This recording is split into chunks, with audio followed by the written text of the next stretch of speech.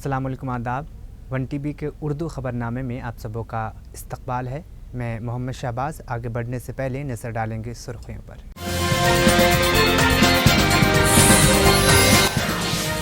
वज़ीर आला रेवंत रेड्डी ने सुप्रीम कोर्ट के फैसले पर किया इजहार तशक्कुर। कहा, रियासती हुकूमत की मेहनत से एससी झेली ज़ातों की दर्जाबंदी में मिली कामयाबी।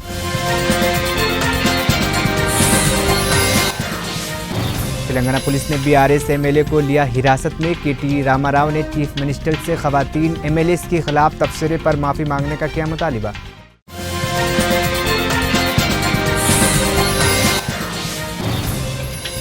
यादाद्री मुंगेर जिले में ट्रैफिक की बहाली के लिए पुलिस का मौसर इक़दाम। वीडियो सोशल मीडिया पर वायरल।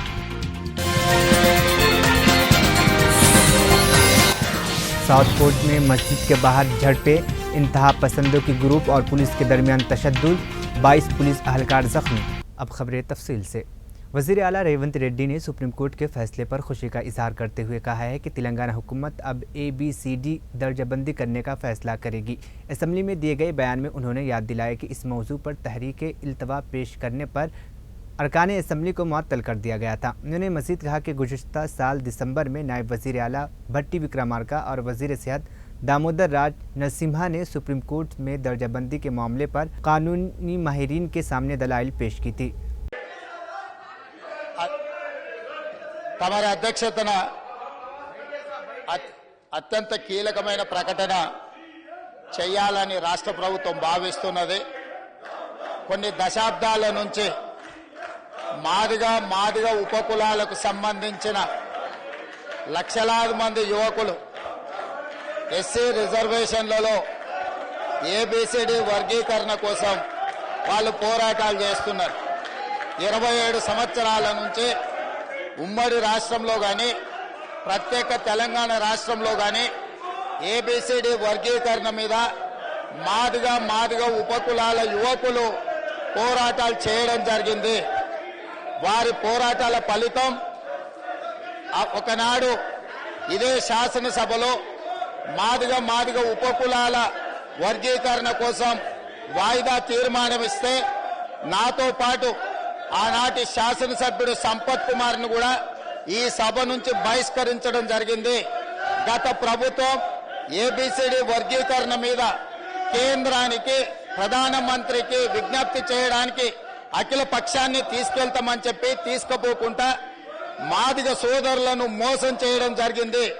కానీ డిసెంబర్ 3, 2023 నాడు ప్రజాప్రభుత్వం బాధ్యత తీసుకున్న తర్వాత తక్షణమే మా ఉప ముఖ్యమంత్రి గారి సూచన మేరకు మాజీ ఉప ముఖ్యమంత్రి ప్రస్తుత మంత్రి దామోదర్ రాజనరసింహ గారి నేతృత్వంలో మా శాసనసభ్యులందరినీ అడ్వకేట్ జనరల్ ని ఢిల్లీకి సుప్రీంకోర్టుకు పంపించి న్యాయ కోవిధులతోని చర్చించి సుప్రీంకోర్టులో బలమైన వాదనను తెలంగాణ రాష్ట్ర ప్రభుత్వం కాంగ్రెస్ ప్రభుత్వం వినిపించడంతో ఈనాడు సుప్రీంకోర్టు మాదిగ ఉపకులాల వర్గీకరణకు అనుకూలమైన తీర్పునివ్వడం జరిగింది।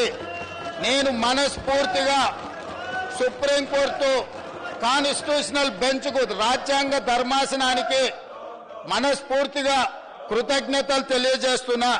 7 మంది జడ్జిలలో 6 మంది జడ్జిలు రాష్ట్రాలకు ABCD వర్గీకరణ చేయడానికి అనుమతి ఇచ్చింది। తెలంగాణ రాష్ట్ర ప్రభుత్వం తరఫున నేను స్పష్టమైన ప్రకటన చేస్తున్నా, దేశంలోనే అందరికంటే ముందు బాగానే నిలబడి తెలంగాణ రాష్ట్ర ప్రభుత్వం ABCD వర్గీకరణ అమలు చేసే బాధ్యత మా మిత్రులు మా మంత్రివర్గ సహచరులు మేమందరం తీసుకుంటాం। అవసరమైతే ఇప్పుడిచ్చిన ఉద్యోగ నోటిఫికేషన్లలో కూడా వర్గీకరణను అమలు చేయడానికి అవసరమైతే ఆర్డినెన్స్ తీసుకొచ్చి మాదిగ సోదరులకు న్యాయం చేసే బాధ్యత మేము తీసుకుంటాము।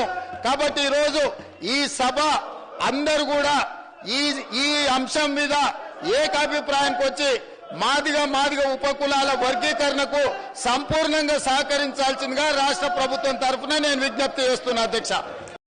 तेलंगाना पुलिस ने बीआरएस के एमएलएस को हिरासत में ले लिया है, जिनमें केटी रामाराव, साबिक रियासती वजीर और पार्टी के कारगुजार सदर शामिल हैं। उन्होंने असेंबली में वजीर आला रेवंत रेड्डी के चेंबर के सामने एहतजाजी मुजाहरा किया और वजीर आला रेवंत रेड्डी से खवातीन एमएलएस के खिलाफ किए गए तबसरों पर माफ़ी मांगने का मुतालबा किया। इतलात के मुताबिक असेंबली में चीफ मिनिस्टर के चेंबर के बाहर तैनात मार्शलों ने बीआरएस के वर्किंग सदर केटी रामाराव और पार्टी एमएलएस को हटाया। बाद अज़ा पुलिस ने उन एमएलएस को हिरासत में ले लिया। केटी रामाराव वज़ीर आला रेवंत रेड्डी से मुतालबा किया है कि वो ख़वातीन कानून साज़ों के ख़िलाफ़ अपनी तौहीन आमेज़ रिमार्क्स पर फौरी तौर पर माफ़ी मांगे। ये तनाज़ा एक तबसरे से शुरू हुआ जिसमें रेवंत रेड्डी ने बीआरएस के वर्किंग प्रेसिडेंट केटी रामाराव को मशवरा दिया कि अगर वो अपनी पीछे बैठी बड़ी बहनों पर तवज्जो दे तो उनके साथ धोखा किया जाएगा। रेवंत रेड्डी ने कहा कि बीआरएस के अरकान ने उन्हें कांग्रेस में शामिल होने की दावत दी थी, लेकिन बाद में बीआरएस में शामिल होकर उन्हें धोखा दिया है। सबिता इंदिरा रेड्डी और सुनीता रेड्डी, जो कि रामाराव के पीछे बैठी थी, ने रेवंत रेड्डी के तबसरों पर एतराज़ किया और उनके बयान को वापस लेने का मुतालबा किया।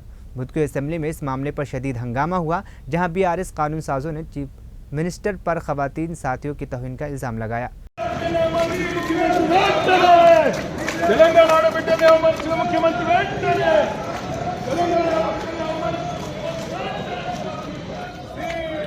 Down, down.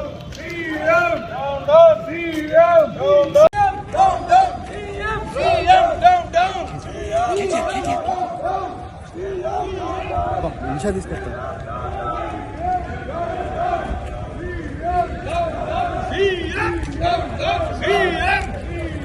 తెలంగాణ ఆడబిడ్డల్ని అవమానించిన ముఖ్యమంత్రి వెంటనే తెలంగాణ ఆడబిడ్డల్ని అవమానించిన ముఖ్యమంత్రి వెంటనే తెలంగాణ ఆడబిడ్డల్ని అవమానించిన ముఖ్యమంత్రి వెంటనే క్షమాపణ చెప్పాలి.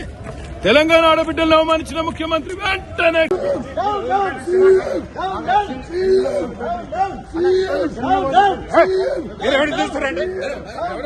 ఆడబిడ్డలందరిని అవమానించిండు. అందుకే మేము క్షమాపణ చెప్పమని డిమాండ్ చేస్తే ఆయన మాట్లాడిన అపసవ్యపు మాటలు ఉపసంహరించుకోమంటే ఇవాళ మమ్మల్ని పోలీసులతో అసెంబ్లీ నుంచి తరిమేసే పరిస్థితి వచ్చింది. తప్పకుండా ఇంతకు ఇంత ఈ ముఖ్యమంత్రి చెల్లించుకోక తప్పదు. ముమ్మాటికి ఈ ముఖ్యమంత్రి తెలంగాణ ఆడబిడ్డలకు క్షమాపణ చెప్పేదాకా వదిలిపెట్టాం. సీఎం సీఎం సీఎం ముఖ్యమంత్రి వెంటనే క్షమాపణ చెప్పాలి. తెలంగాణ మహిళలు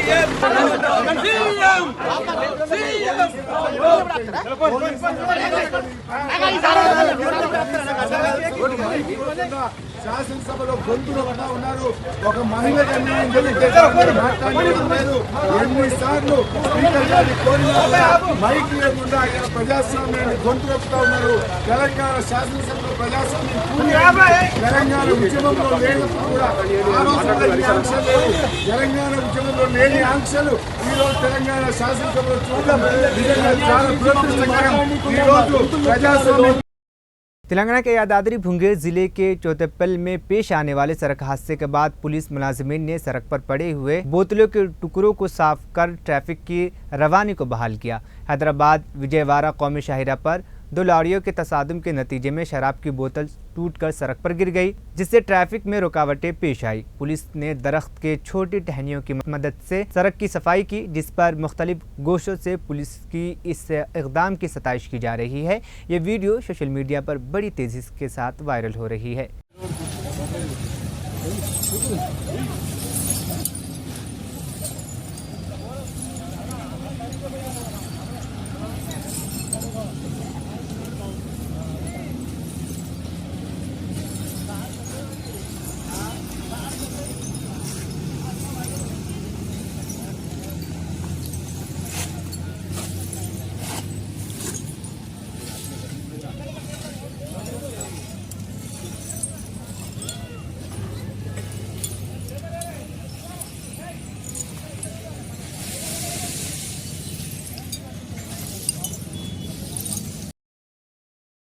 वायनाड में 30 जुलाई को पेश आने वाले शदीद लैंडस्लाइडिंग के वाक़े में हलाकतों की तादाद 200 से तजावुज़ कर गई है, जबकि तकरीबन 225 अफराद ज़ख्मी और 180 अफराद के लापता होने की भी इत्तला मिली है। इस अफसोसनाक वाक़े पर कांग्रेस रुकन पार्लियामेंट शशि थरूर ने मरकज़ी वज़ीर दाखिला अमित शाह को एक ख़त लिखा है, जिसमें वायनाड को संगीन कुदरती आफत करार देने की दरख्वास्त की है। थरूर ने ख़त में लिखा है कि इस सानिहा में सैकड़ों जानें ले ली है। और मुतअद्दिद अफराद मलबे तले दबे हुए हैं। उन्होंने कहा है कि मसला अफवाज NDRF और दीगर एजेंसियाँ राहत कारी की कोशिशों में मसरूफ़ है। थरून ने मज़ीद कहा है कि इस तबाही के मद्देनज़र वायनाड के लोगों की हर मुमकिन मदद की जानी चाहिए। I heard the news very early in the morning and I in fact issued a social media appeal for help, including from the NDRF, the National Disaster Relief Force. Meanwhile, the state is already active. They've sent their local disaster relief people. But the news a few minutes ago is that 24 lives are confirmed to have been lost already. There are more people missing. It's a very serious, grim situation. And I really hope and pray that more lives will not be imperiled. We have to move very quickly. Prime Minister has announced some compensation. We all know there is no real compensation for lives. What we need to do now is to get action on the ground as quickly as possible. I hope that they're flying NDRF people, the state people are already there, and we have to see if we can dig them out from the ground. Shot in Malayalam is possible. സ്ഥിതി മഹാമോശമാണെന്ന് കേട്ടത് രാവിലെ നേരത്തെ കേട്ടപ്പോൾ തന്നെ ഞാൻ publicly ഒരു appeal ചെയ്തു. ആവശ്യപ്പെട്ടു പ്രധാനമന്ത്രിയോട് പ്രത്യേകിച്ച് നാഷണൽ ഡിസാസ്റ്റർ റിലീഫ് ഫോഴ്സ് വായിക്കാൻ. അറിയാം സംസ്ഥാനത്തിൻ്റെ ഫോഴ്സ് ഇറങ്ങിക്കഴിഞ്ഞു, കണ്ണൂരിൽ നിന്ന് അവർ എത്തിയിട്ടാണ് മനസ്സിലായി. പക്ഷേ ഈ സമയത്തെ വാർത്ത 24 വ്യക്തികളുടെ ജീവിതം നഷ്ടപ്പെട്ടു പോയെന്ന് കേൾക്കുമ്പോൾ വലിയ ദുഃഖത്തിൻ്റെ ഒരു കാര്യമാണ്. ആ സ്ഥിതിയിൽ നമുക്ക് അത്യാവശ്യമായിട്ട് കേന്ദ്രത്തിൻ്റെയും സംസ്ഥാനത്തിൻ്റെയും എല്ലാ നടപടികളും വേണം. ഞാൻ കണ്ടിട്ട് പ്രധാനമന്ത്രി 2 ലക്ഷം പ്രഖ്യാപിച്ചിരുന്നു. പക്ഷെ അത് നിങ്ങളെല്ലാവർക്കും അറിയാം, ഒരു മനുഷ്യൻ്റെ ജീവൻ നഷ്ടപ്പെട്ട ശേഷം ഇത്ര കോമ്പൻസേഷൻ കൊടുത്താലും അത് തികയില്ല. നമുക്ക് ആവശ്യമുള്ളത് അത്യാവശ്യമുള്ളത് ഒരു റെസ്ക്യൂ എഫർട്ടാണ്. അത് സംസ്ഥാന സർക്കാരും കേന്ദ്ര സർക്കാരും സഹകരിച്ചിട്ടേ പറ്റും.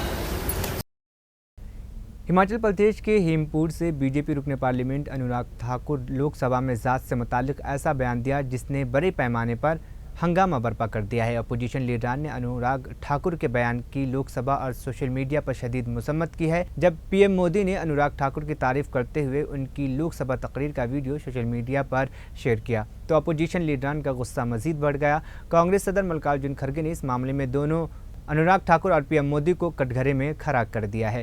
एक मीडिया अहलकार के सवाल पर कहा कि कुछ वज़रा पूछ रहे हैं कि आप पूरे मुल्क से ज़ात पूछ रहे हैं, अगर आपसे ज़ात पूछ ली गई तो क्या गलत हुआ। खड़गे ने जवाब दिया कि पार्लियामेंट में किसी की ज़ात नहीं पूछी जा सकती, ऐसा कस्दन बेइज्जत करने के लिए किया गया है। उन्होंने मज़ीद कहा है कि वज़ीर आज़म को ऐसी नाजिबा बातों की हिमायत नहीं करनी चाहिए। उन्हें ये समझना चाहिए कि कब और किन बातों का दिफा करना है। मैं इन नासिबा बातों और PM मोदी के इस दिफा में किए गए ट्वीट की शदीद मसम्मत करता हूँ। कौन पूछ रहा? वो पूछने वाले को सब मालूम है ना। ये होना बोल के किसी को एक हाउस में टॉन्ट मारना, ये करना, ये सख्त पार्लियामेंट में ऐसा नहीं होता। पार्लियामेंट में तो किसी की जाति पूछी नहीं जाती और वो कौन से जात के हैं वो मालूम है उनको। और ये पर्पसली किसी को इंसल्ट करने के लिए उसने कहा है, ये अच्छा नहीं है। और मैं कहूँगा कि उनमें से कितने लोग हैं, उनके बड़े बड़े लीडर इतने इंटरकास्ट मैरिजेस कर लिए, आपके पास तो लिस्ट होगा। हर बड़े लीडरों का बात कर रहा हूँ मैं, छोटे लीडरों का नहीं, मंत्रियों का। वो पहले अपना सूरत आईने में देख के दूसरों को बात करें। और ये जो हिंदुस्तान में, और जब आप बोलते हैं कि वो भी पार्लियामेंट में ऐसी चीज़ें गंदी बात, और शायद उसको वो तो इमैच्योर है, लेकिन प्राइम मिनिस्टर को ट्वीट करने की क्या जरूरत थी? और ऐसे कितने लोग नहीं है बीजेपी में जो इंटरकास्ट मैरिज कर लिए हैं और इंटरकास्ट इंटर रिलीजन कर लिए हैं। क्या सबकी जाति ही पूछेंगे पार्लियामेंट में? ये गलत है। ऐसे चीज़ों का मैं कंडम करता हूँ। और प्राइम मिनिस्टर का खास जो ट्वीट है उसका भी मैं कंडम करता हूँ। कम से कम उनको ये तो मालूम होना चाहिए मोदी जी को कहाँ बोलना, किसको डिफेंड करना, कौन सी बात देश के लोगों को सिखाना, वो कहना चाहिए।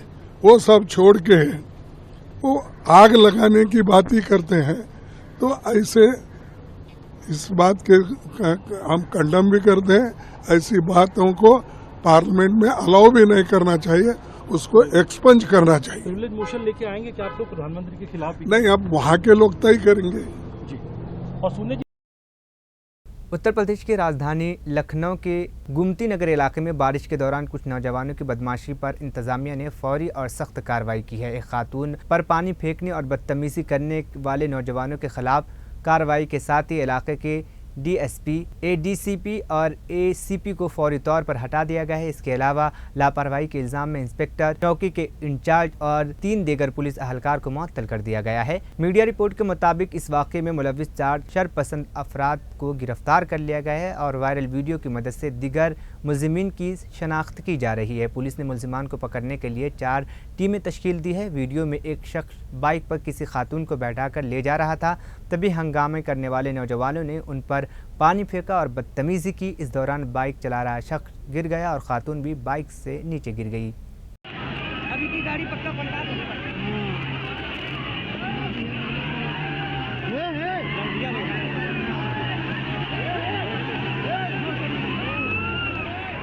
अभी की गाड़ी पक्का पलटा दो।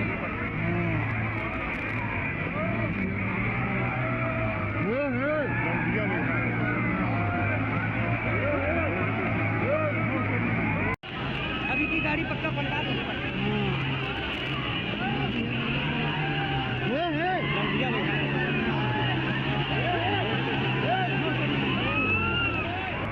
अभी की गाड़ी पक्का पलटा दो।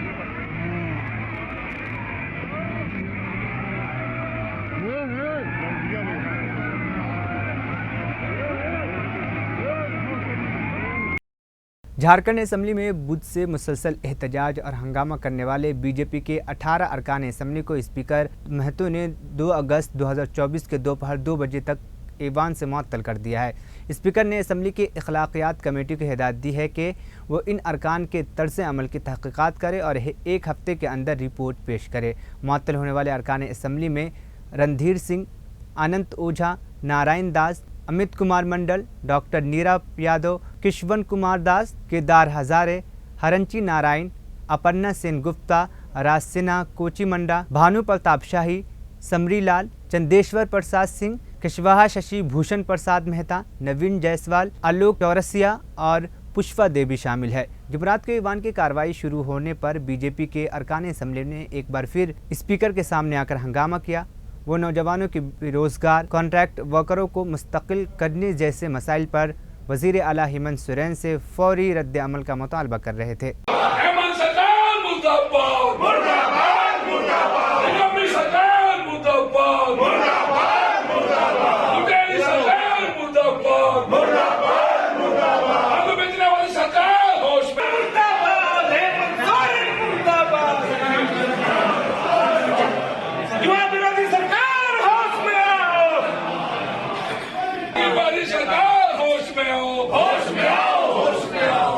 मंदिर में विवाह की आवाज दबा करो, बंद करो, बंद करो। लोकतंत्र के मंदिर में संविदा कर्मियों की आवाज दबाना बंद करो, बंद करो, बंद करो, बंद करो। लोकतंत्र के मंदिर में संविदा कर्मियों की आवाज दबाना बंद करो, बंद करो, बंद करो। युवा विरोधी सरकार हाय हाय हाय होगी, नौजवानों को नौकरी देनी होगी।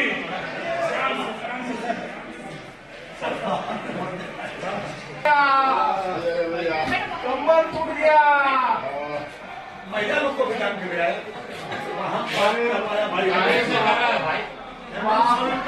घड़ा भर गया है।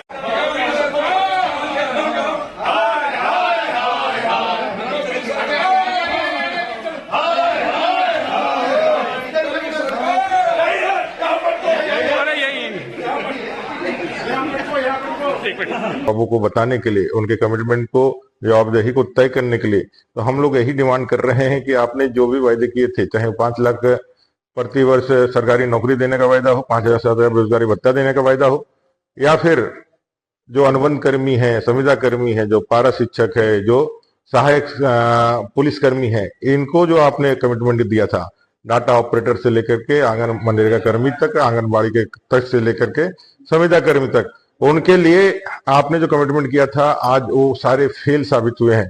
तो हम लोग यही मांग कर रहे हैं कि आप इसका जवाब दीजिए। स्थानीय नीति, नियोजन नीति का क्या हुआ? जेएसएससी, जेपीएससी, सीजीएल, जेई, ये सारी परीक्षाएं आपने लोगों के साथ, युवाओं के साथ ठगी करी। 5 साल युवाओं को, सपनों को आपने बर्बाद कर दिया। अब जब आप जाने वाले हैं, जिन वायदों के साथ अब सरकार लेकर के आए थे उसका जवाब आपको देना होगा। और वही जवाब मांगने के लिए जब हम लोग कर रहे हैं, शांतिपूर्ण तरीके से धरना दे रहे थे, हम लोगों को मार्शल आउट कर दिया गया सरकार के दबाव में। पहले तो हमारी बिजली काटी गई, एसी बंद कर दिया गया, पानी की सप्लाई रोक दी गई, बाथरूम जाना तक निषेध कर दिया, असंतोष घर कर गया है, तब ये जोर जुलुम कर रही। एक सवाल बीच में आता है कि मुख्यमंत्री भी आए थे आपसे मिलने के लिए, और मुख्यमंत्री के अलावा क्या विधानसभा अध्यक्ष ने आप लोगों को ये कांटेक्ट करने की कोशिश की कि आप ये प्रदर्शन? माननीय विधानसभा अध्यक्ष ने कोई संपर्क नहीं किया है। मुख्यमंत्री जी आए और आकर के हम लोगों से बात की और चले गए। हम लोगों ने साफ कहा कि आपको सदन के अंदर जवाब देना है। आखिरी समय में जवाब दे करके आप ऐसे 5 साल के कार्यकाल को पूरा करके नहीं जा सकते हैं। आपको हम सुनना चाहते हैं इन सारे विषयों पर, इन वायदों पर, इन तमाम ज्वलंत मुद्दों पर हम शांतिपूर्ण तरीके से आपको सुनना चाहते हैं। इंग्लैंड के इलाके साउथपोर्ट में मकामी मस्जिद के बाहर सफ़ेद फार्म इंतहा पसंद ग्रुप के अरकान और पुलिस के दरमियान झड़पें हो गई। मुश्ताल मुजाहिरीन ने मस्जिद के बाहर खड़ी पुलिस वैन को आग लगा दिया। इस वाक़े के बाद इलाके में कशीदगी और तसादुम की सूरत हाल पैदा हो गई। रिपोर्ट के मुताबिक गुज़िश्ता रोज़ यहाँ 3 बच्चों का चाकू जनी में कत्ल कर दिया गया था। पुलिस ने मुश्ताल मुजाहिरीन को मस्जिद की तरफ पेशकदमी से रोकने की कोशिश की, जिसके जवाब में इंतहा पसंद अनासिर ने मस्जिद और पुलिस पर पथराव किया। हालात की शिद्दत के पेश नज़र एंटी राइट्स पुलिस को तलब किया गया। तसादुम के दौरान कम अज़ कम 22 पुलिस अहलकार ज़ख्मी हो गए, जबकि 11 को अस्पताल में दाखिल कराया गया है।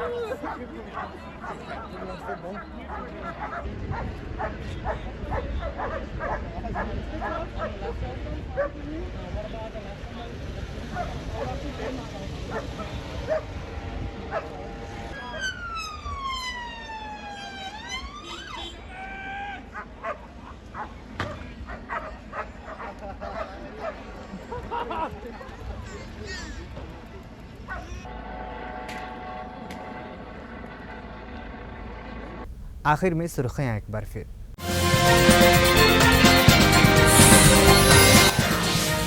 वज़ीर आला रेवंत रेड्डी ने सुप्रीम कोर्ट के फैसले पर किया इजहार तशक्कुर। कहा, रियासती हुकूमत की मेहनत से एससी झेली ज़ातों की दर्जाबंदी में मिली कामयाबी।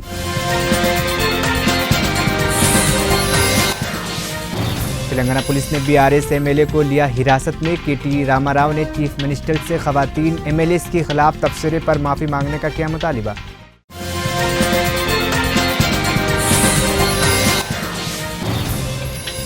यादाद्री मुंगेर जिले में ट्रैफिक की बहाली के लिए पुलिस का मौसर इक़दाम, वीडियो सोशल मीडिया पर वायरल।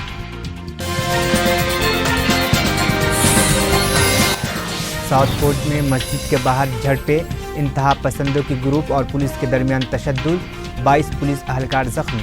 खबरनामा यहीं पर इख्तिताम पजीद हुआ। मुझे दीजिए इजाज़त, फिर होगी कल मुलाकात। अल्लाह हाफ़िज़।